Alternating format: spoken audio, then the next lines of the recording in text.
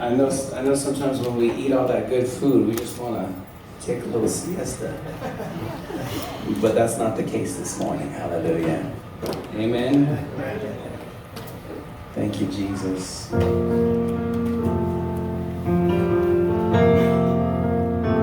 Jesus, we say good morning. Spirit of God, we just come on, will you just greet the Lord this morning? It's as if you has you're standing right in front. Keep on getting better. I declare today, I'm getting better. Keep on getting better. You keep on getting better. Keep on getting better. My God, you are so good. Keep on getting better. Keep on saying you are good and you.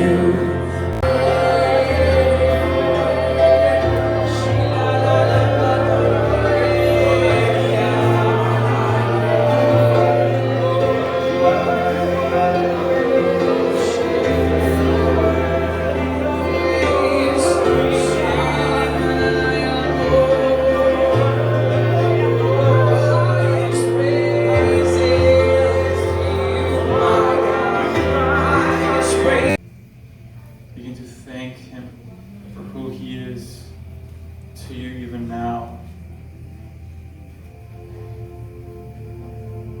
If this is what the Spirit reminded you of,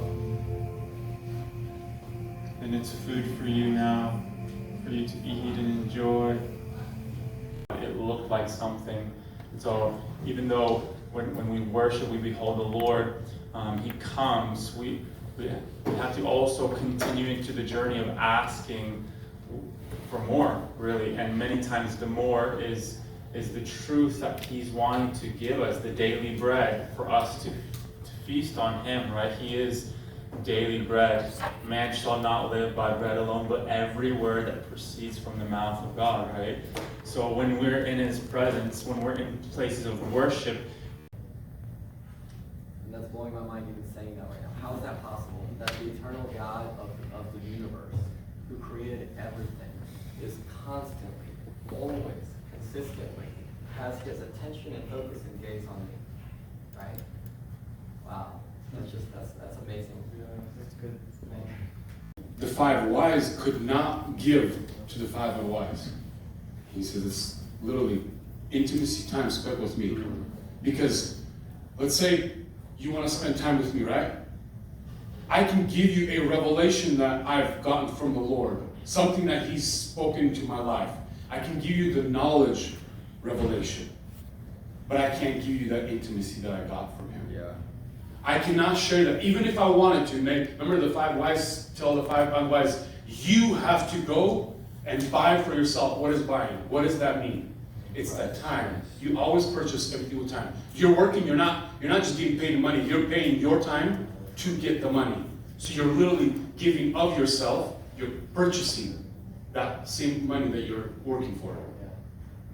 The intimacy, it has to be yours.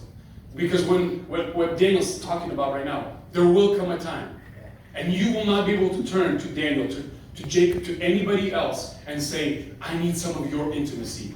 I'm sorry, I can't give it to you. It's my personal time that I spent with Him. Does that make me more spiritual that I read my Bible? Because Pharisees knew the Word of God, but still didn't even know Jesus, that the King of Glory is right before them, and they didn't know Him. Well, I read my Bible. Yeah, there's a lot of people that even will quote Scripture, that will stand in front of a pulpit, and we do the spiritual disciplines, or we know how to act, but we become actors. Come on, people. Right. But in that, the Lord's like, I want the Word. The Bible says that Christ became, He was the Word of God that became flesh. Yeah. So the Word, Scripture, the Logos Word of God became flesh and dwelt among us. In the beginning was the Word was with God, the Word was God. Those who allow the Spirit to lead, I'll put it that way. Because He never forces us, He invites us. Come on. It's like a table. The table's set, but you make a choice of whether you're going to come. And so here He is, those who are led by the Spirit. So this is the Holy Spirit, and I'm going to be the one that follows. The Holy Spirit lead me.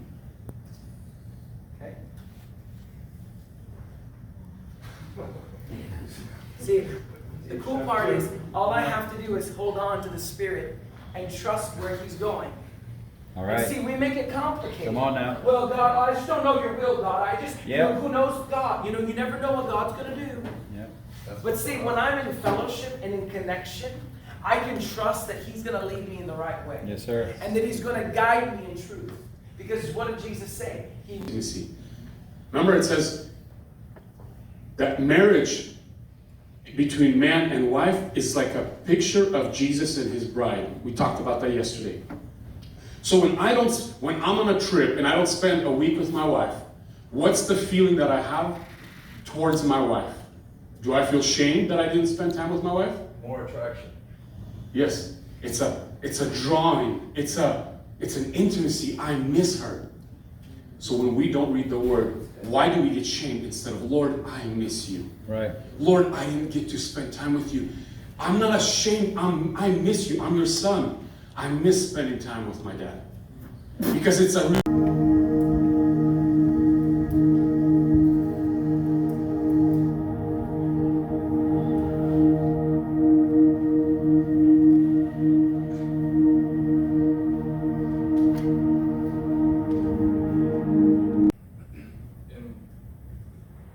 I kind of went through like a phase of life that I got more and more rebellious. Like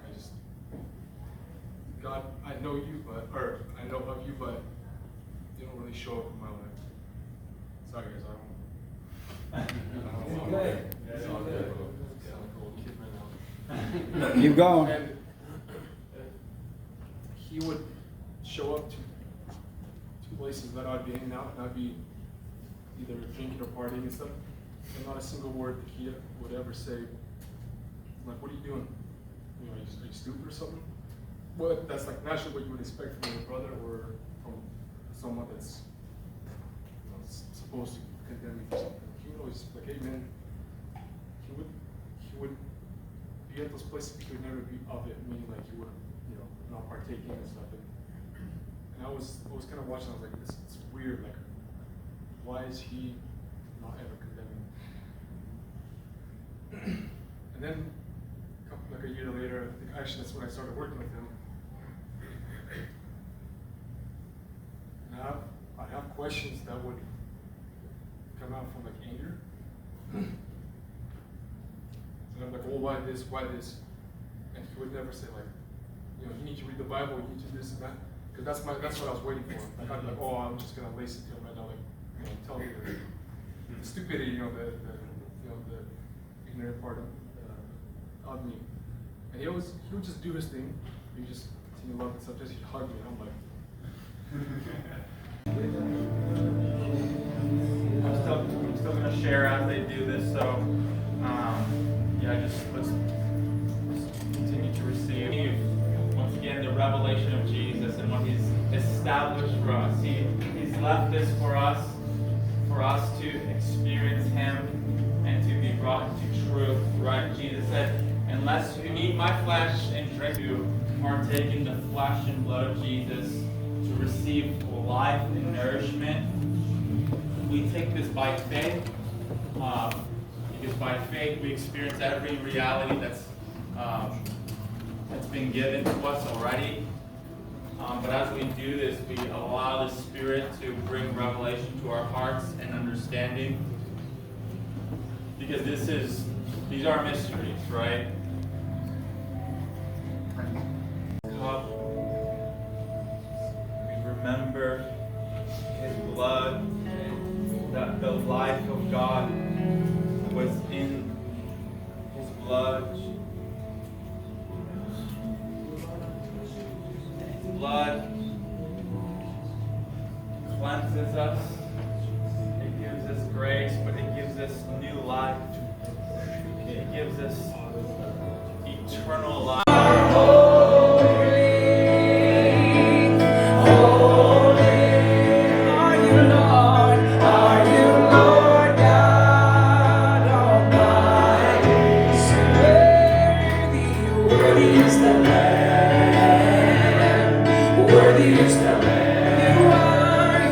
are holy. Oh, the throne.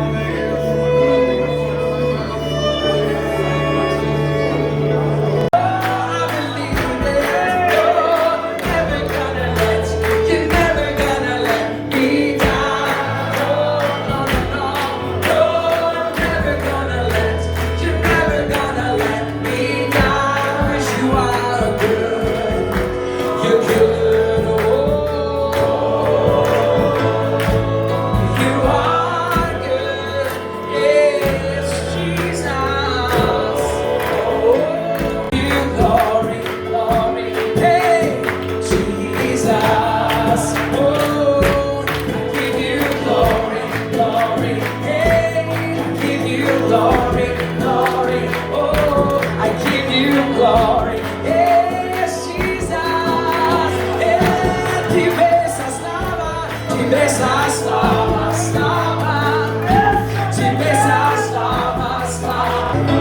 Forever, Lord, yours is the kingdom, yours is the power, yours is the glory forever.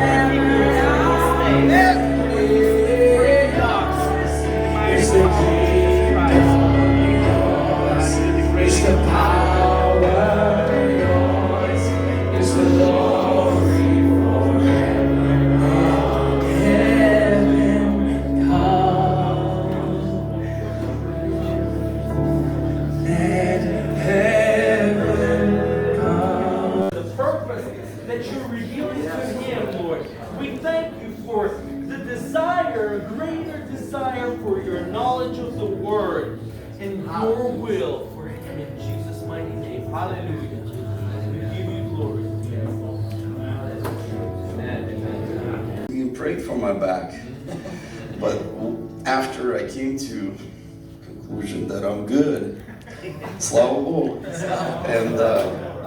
and then I was curious to see who would have what testimonies, and I almost ran out of time and didn't testify.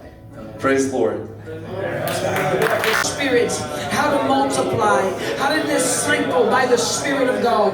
We declare, be blessed, man of God. We speak to your wife, to your children, to your grandchildren.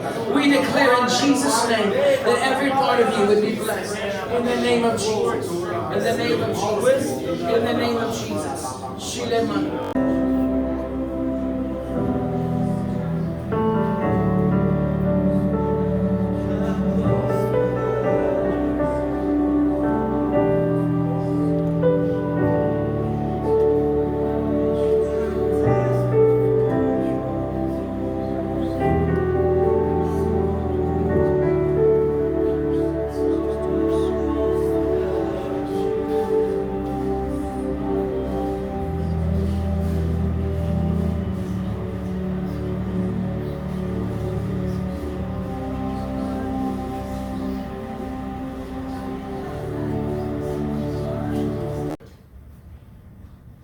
And put it on a pole and put it in front of my children, so that they see. And it's like, it's crazy to think, what is God asking Moses to do? Because in the Hebrews law it says, make no graven image and put it before you. And so God's like asking them to make a graven image of a snake that's hurting them. But God knows that His children know His law. And they know that anything that hangs on a tree or on a pole is cursed. So God's saying, what's hurting you, what's killing you, I've put on a tree, so that you, when you look at it with faith and you see that serpent on the tree, you're like, wow, what's hurting me is I see up there, so it's cursed. So what just bit me has no power over me. What's hurting us right now? What's trying to put its identity on us right now? Sin. And God's like, guys, I've dealt with sin. That's why you can't start before the cross. We keep going from a place of what Jesus did. And we can't do what Jesus did. We're not on this earth to go to the cross. We're supposed to start from the cross. Jesus took sin to the cross. And He's showing, He's like, I took on sin. I took everything on myself. So that you don't have to. So that you can be sons from that point on. Teach this sonship model to be fathered by God. People are empowered by the Father Himself to do things that may be uncharted territories. But this is what we're designed for. This is what we're called to take the adventure, to take the risk, to live on the edge. This is the thrill of manhood, to go and be a warrior that fights for truth and righteousness and justice, right? To be an adventurer, to take the journey, to take the pilgrimage. This is what we're created for, right? The battle, the adventure, the love that we're fighting to see be poured out over others, right? And so this is what's available to us even as men, even in the different elements of the call to action that Jesus gives us, right? To preach the gospel. I'll hit on this on maybe a minute or two.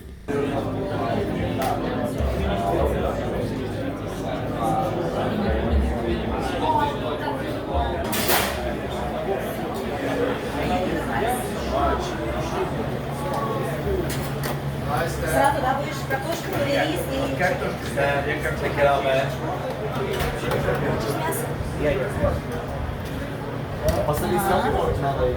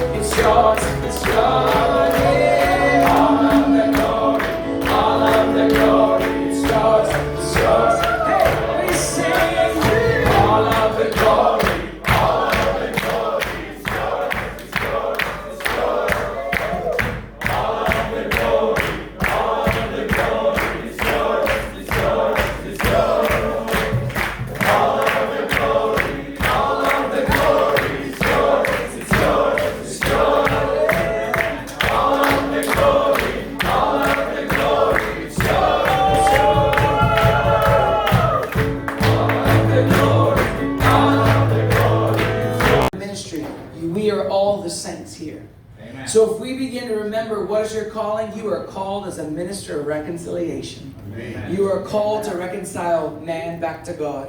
Amen. And so in that, we're charging you to go forth into your homes, into your workplaces. And I'm just going to use an example. If this were my son, I'm just going to use Philip as an example. If you even just to come around your son or your daughter or your wife or whoever it is, just you laying hands and just saying, hey, I bless you today in your work, in your school. Hey, I bless you. Little story about Paul and Silas in the midnight hour, sitting bound in chains. That's not you and me anymore. In the midnight hour when we needed God to come through the most, this weekend God came through the most. So let me tell you something about my life. When I was bound in shame, I couldn't pick my foot up. When I was bound in sin, I couldn't pick my foot up. Now, dancing is not a doctrine or a theology, all right? But when God came and set me free, I could not only pick my foot up, I could shake the shackles off my feet and I could dance, all right? Now, you and me, okay? The devil still thinks you're shackled. The devil thought you're going to be shackled even through this weekend, all right? But somebody said, kick the devil out, okay? All right? Or something like that. Well, what about this? When the Spirit of the Lord comes upon my heart, I will dance like David danced. You're singing. When the Spirit of the Lord comes upon my heart, I will dance